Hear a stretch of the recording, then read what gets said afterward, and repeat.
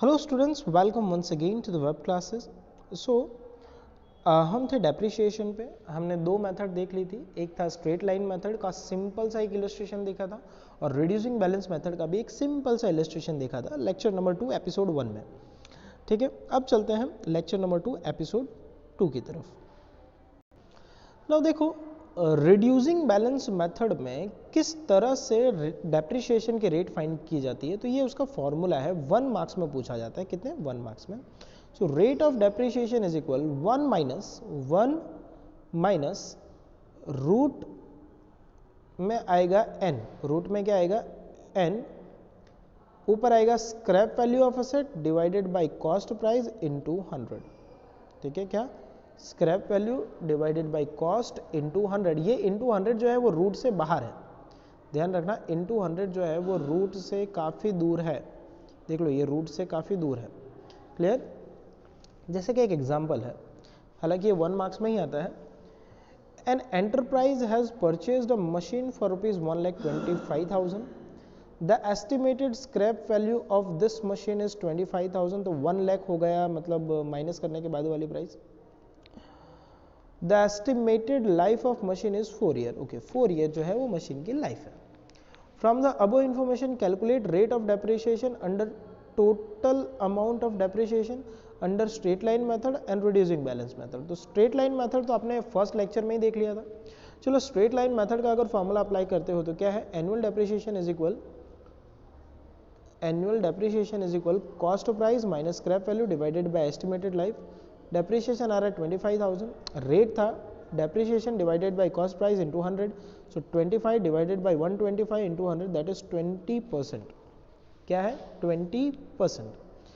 Now अगर आप reducing balance method apply कर रहे हो तो ये फॉर्मूला आपको अप्लाई करना पड़ेगा। So annual rate of depreciation would be 1 minus root n। तो रूट जो है वहाँ गोद में आ जाएगा 4। समझ में आ रहा है? 4 क्यों? क्योंकि लाइफ वॉज 4। सो 25,000 वो स्क्रैप वैल्यू है, और 125 जो है वो क्या है? तो वो है आपका कॉस्ट, और इंटू 100 है बाहर। अब बचा काम कैलकुलेटर का, आपको बस कैलकुलेटर से इसको कैलकुलेट करना है। ठीक है, अब रूट 4 का मतलब क्या होता है? तो रूट 4 का मतलब होता है आपको रूट बटन 2 बार दबाना है। जो भी आंसर आता है इसका, उससे रूट बटन आपको कितनी बार दबाना है? 2 बार आप प्रेस करोगे। तो 2 बार प्रेस करोगे, फिर बाद में 1 में से माइनस कर देना। जो भी आंसर आवे उसको 100 से मल्टीप्लाई कर देना, तो आपका आंसर होगा 33.13। Is that clear? नाउ अब चलते हैं इलस्ट्रेशन 9 की तरफ। अब आप सोच रहे होंगे सर बीच के इलस्ट्रेशन कहाँ गए? तो बीच के इलस्ट्रेशन सिंपल है, वो आपको खुद ही करने हैं। अगर 9, 10 जैसे इलस्ट्रेशन आपको समझ में आ जाएंगे तो जो बीच में इलस्ट्रेशन मैंने छोड़ दिए हैं वो आपको अपने आप आ जाएगा। हालांकि जिसमें आपको डेप्रिशिएशन प्रोविज़न अकाउंट अलग से बनाना है वो वाले सम एलिमिनेट हो चुके हैं। तो डेप्रिशिएशन प्रोविज़न अकाउंट को निकाल दो। ठीक है, अगर वो वाले इलस्ट्रेशन या वो वाले सम मैं भूल से दे देता हूँ तो आपको करना नहीं है। Now read it. Yug and company purchased one machine for 1,10,000 on 1/4/12. Installation cost of this machine was 6,000.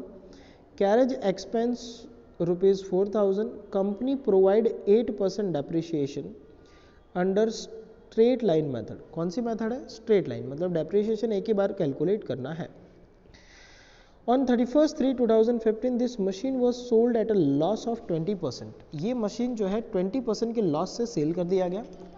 अब the book value, prepare general entries and the machine account for the first 3 year. तो देखो, जिस दिन machine sold किया गया 31/3/2015, उस दिन एक अलग सी एंट्री आपको देनी पड़ेगी। तो वहाँ तक की एंट्री सेम है जैसा कि हमने प्रीवियस लेक्चर में देखा था। नाउ पहले फाइंड कर लेते हैं depreciation. So if you find the depreciation then yes, हाँ, तब अब देखो, cost price of machine, purchase price plus installation cost plus other cost. तो कॉस्ट हो गया हमारा टोटल 120।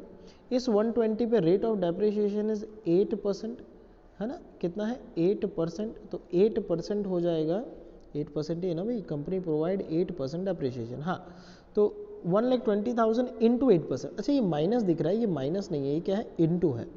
ये इंटू 8% करोगे तो आता है 9,600। मतलब हर साल डेप्रिसिएशन जो है वो 9,006 ही रहेगा। क्यों? क्योंकि मेथड कौन सी है, तो मेथड जो है वो है straight line method. Is that clear? Now तो चले आगे।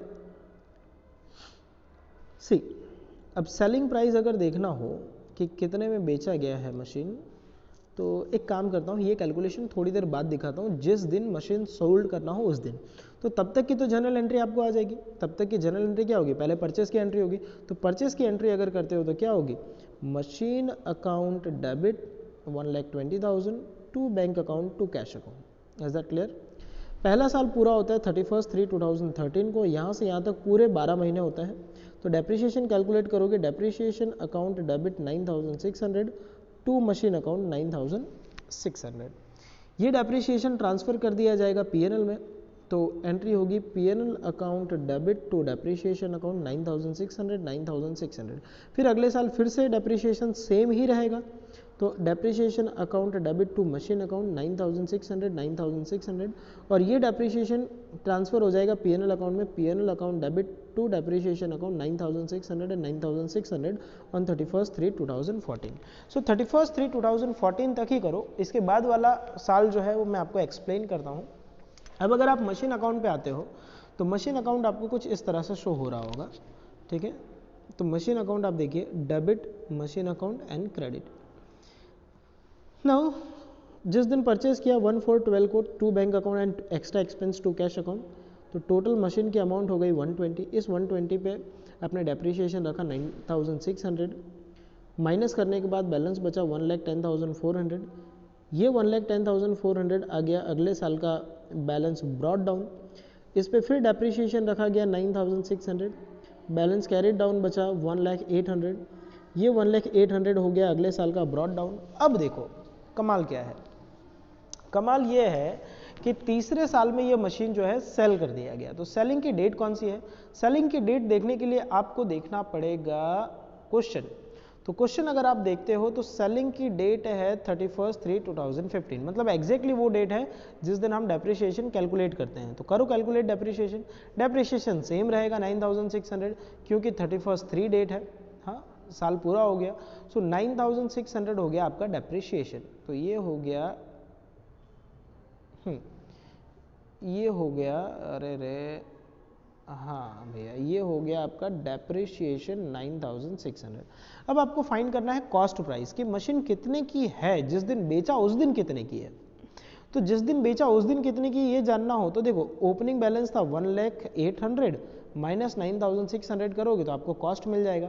देख लो हालांकि कॉस्ट कितना दिया हुआ है, कैलकुलेशन अगर करें तो देखो ध्यान से समझना, कॉस्ट प्राइस ऑफ मशीन जो है वो इतनी है। हमने 3 साल तक डेप्रिसिएशन पूरा गिना तो इतना डेप्रिसिएशन गिना गया। तो कॉस्ट प्राइस जो बचती है सेलिंग वाले दिन 91,200, ठीक है, ये बचा कॉस्ट। अब आपने ये मशीन कैसे बेचा है, प्रॉफिट से कि लॉस से? तो आपने ये मशीन बेचा है 20% के लॉस से, दिख रहा है लॉस हुआ है आपको। तो 20% और माइनस कर दो इसमें से, तो माइनस कर दोगे 20% तो बचा 18,240। आपको पैसा कितना मिला, तो आपको पैसा मिलेगा 72,960।